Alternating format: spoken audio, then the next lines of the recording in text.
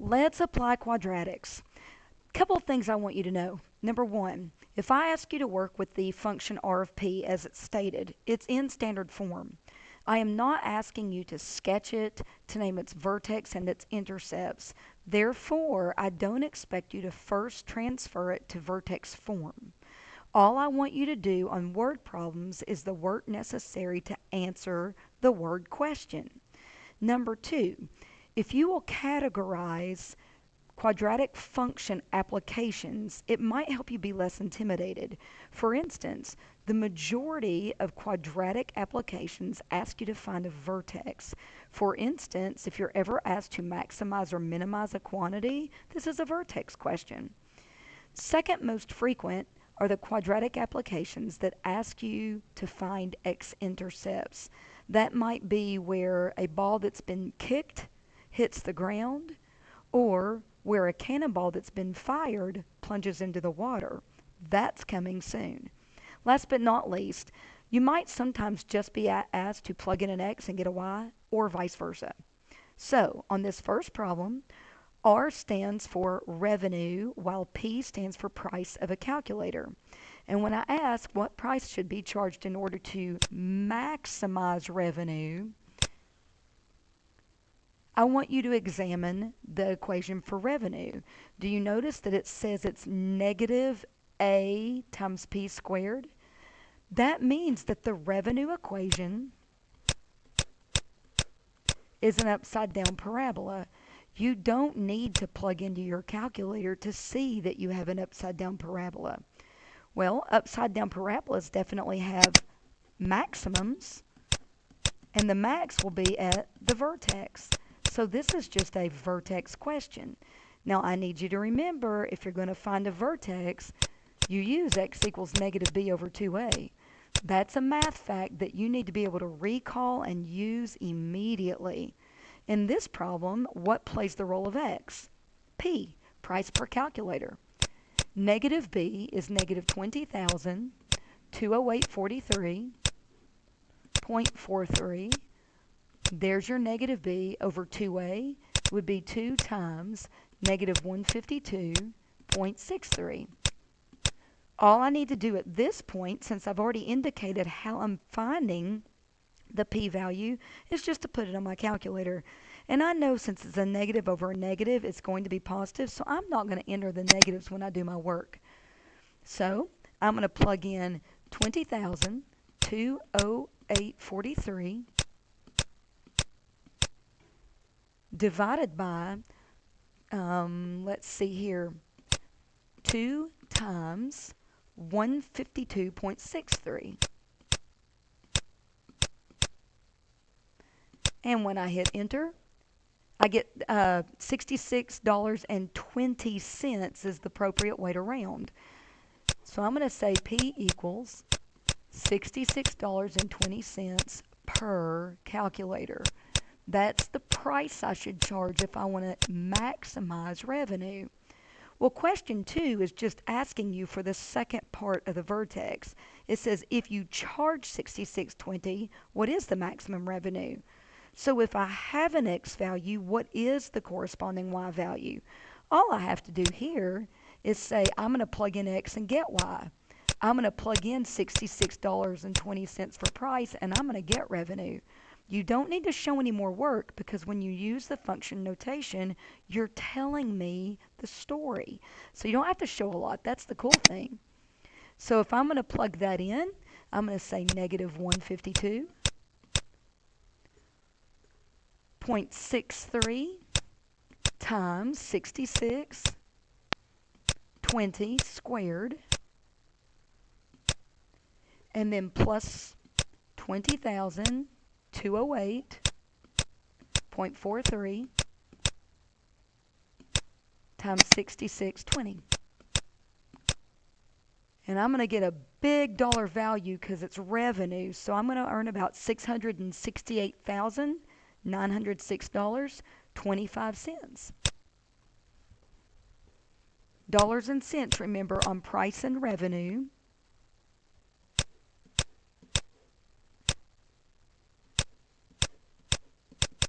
And I'm going to make a note that that is the max revenue. So just because it's a word problem doesn't mean that it requires a great deal of work. The work it requires is very specific, and if you use good notation, you can show even less. Now, this Farmer Brown problem is a lot like the problem we did last chapter when we fenced in a rectangular play area behind a house and used the house as one side of the fenced in area. We've got the same thing going on here. We've got 2,000 yards to go around sides 1, 2, and 3. The highway has a guardrail, and so I don't have to fence that side for whatever reason. So what I need to do when it says what's the maximum area, I need to start with an area formula. And I know the area is just base times height. Well, I need to transition to a function.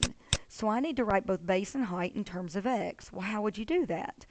Well, since you don't know any of the three sides, let's call the left and right sides x, and then the third side would be, well, if I have x yards and x yards, then I've used up 2x yards of my fencing. Oh, so that leaves 2,000 minus 2x yards of fencing for the third side. Therefore, the base times height is just a quadratic equation. I'm going to put it in standard form, and the first thing I notice is I don't need a calculator because I see that this parabola must be upside down. Upside down parabolas do have max points, and those max points occur at the vertex points. So once again, if I'm asking you to maximize area, I'm asking you to find the vertex. So I'm going to go straight into x equals negative b all over 2a. That's 500. So do I say, oh, the maximum area is 500 square yards? No, no, no. Remember, x is the length of the left and right sides of the fenced-in area. So this is 500 yards. This is 500 yards. That means old Farmer Brown has used 1,000 yards, which leaves 1,000 yards for the third side. Now, do I need to write down that the dimensions of the lot are 500 yards by 1,000 yards, or do I need the maximum area? If you read the last sentence, it doesn't say what are the dimensions that produce max area. It actually says what's the max area. So what you need to do is say, okay, I need to find the maximum area if I let x be 500. Well, if you use geometry, it's just going to be 500 times 1,000, which would be 500,000. And that's going to be square yards. And again, I'm going to just note that that's your maximum area. So I'm going to say this again.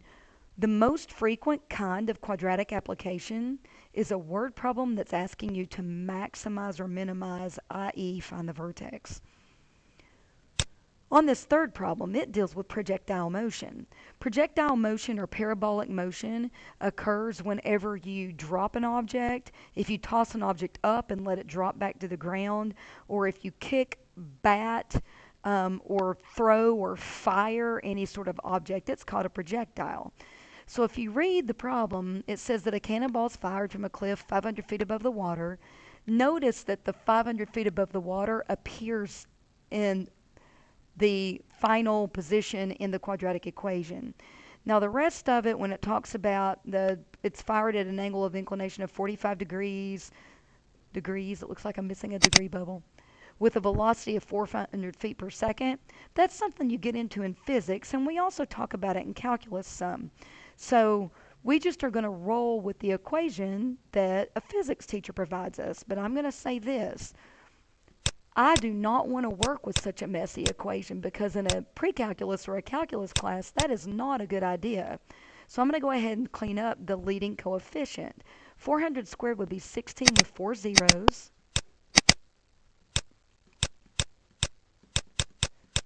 But I know that negative 32 over 160,000 reduces, because if I say 160,000 divided by 32, it turns out evenly. So that means that my leading coefficient can be further simplified to negative 1 over 5,000. Now, the equation that I just generated for h of x is the one that I'm going to use when I answer the rest of these problems, okay? So when it says, what is the maximum height? I'll color code. Well, it's asking when the cannonball hits the peak of its flight, its parabolic path, what is the height there? So what I want is this vertical height from the peak to water level. Okay? Well, that's a vertex question once again. So I'm going to say let x equals negative b.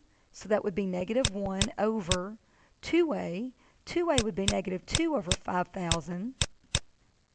That's going to be the same thing as positive 5,000 over 2, which is 2,500. Okay? What's the 2,500 feet represent? Is that the max height? No. Okay? The 2,500 actually represents the horizontal distance that the cannonball flies when it's at its max height. So what I have to do is I have to plug in, and I don't need to show all my work to show I'm plugging in. If I just use good function notation, then that's enough work. So what I need to do is plug that into my calculator and see what I get. So let's see here. I have got negative 1 divided by 5,000 x squared. No. Try that again. So parentheses 2,500 squared. That looks more like it.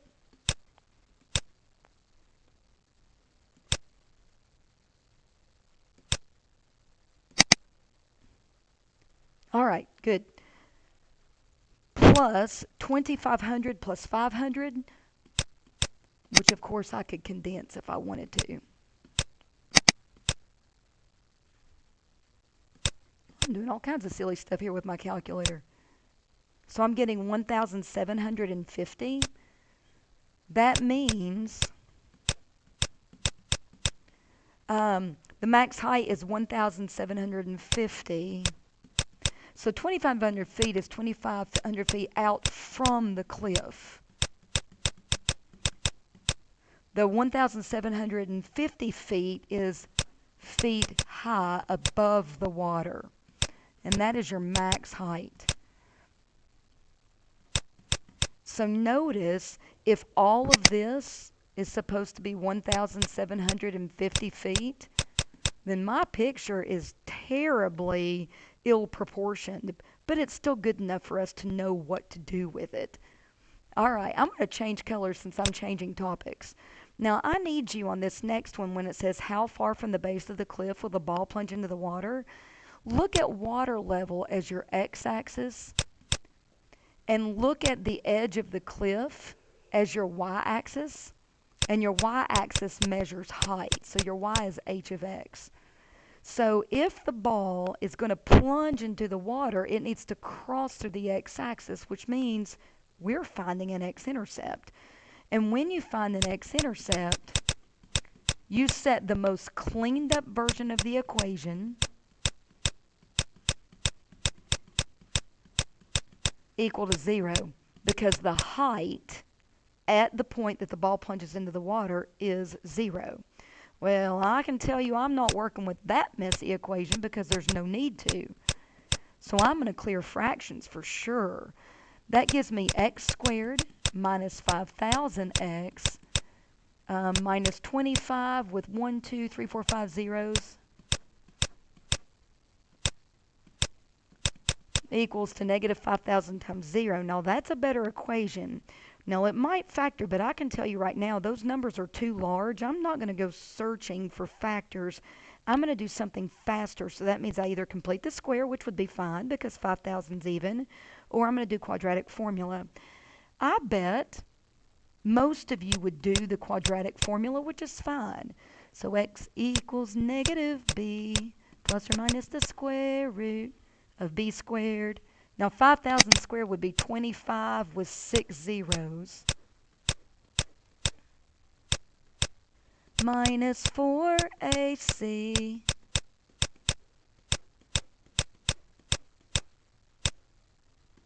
all over 2A.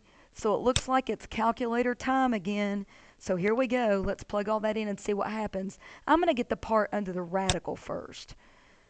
So that's going to give me 25, 1, 2, 3, 4, 5, 6.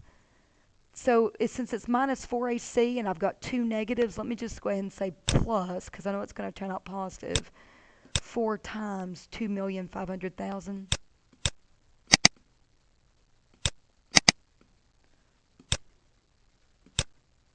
So I need to take the square root of that input. Now, on the top, if I'm saying 5,000 plus or minus 5916 point blah, blah, blah, if I do 5,000 minus that, I'm going to get a negative number for x, which won't make sense in the context of this problem. So instead, I'm just going to say that plus 5,000 on top. Enter. Now let me divide by 2. So 5458 rounded to 3 decimal places would be 0.040. 5458.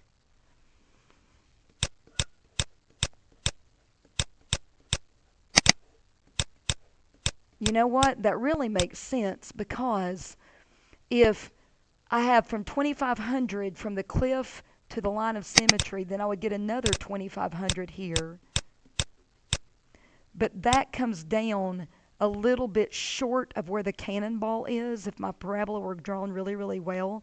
So it makes sense that it should be a little more than 5,000. All right, so we've got the algebraic work done. So as you will on the test or in your homework, if you want to check your work on the calculator, you can. Now we're getting into part C, is how do you check your work on your calculator? You can't do the work on the calculator and show no algebra, but you can most surely check. So I'm going to plug in the best form of the equation into my calculator. So I'm going to say y equals, and notice I've already inserted negative 1 over 5,000 x squared plus x plus 500. Now let's set our window up. Oh, also notice right here, you see how I've got the little line with the circular tail on it? It's just because it's going to make it fun to watch it graph. You'll see in just a minute if you haven't already played with this feature. So on my window, I set x min at 0. Since I just figured out that the max was what, at 5458, 5,500 is a little bit bigger, so that should be enough if I've done the problem right. You could also, if you wanted, change it to 6,000. X scale then is, 250, 200, 300. That'll give you around 20 tick marks. Y min is 0. That's water level. Since my max height, what I got was 1750, then I went a little bit bigger to 2000. And again, Y scale at 100, so I've got about 20 tick marks. When I graph it, see with the little ball on the end of the line, it just makes it look like that the cannonball's flying through the water. It's just a little bit of fun. Okay, so I want to verify my two answers. So trace, and I'm going to arrow backward, and I'm going to watch my y values get as large as they can. 1750 looks like it. Let me back off to the left and do calculate max, choice 4. Left bound, yes. Right bound, no. Let me move it over a little bit.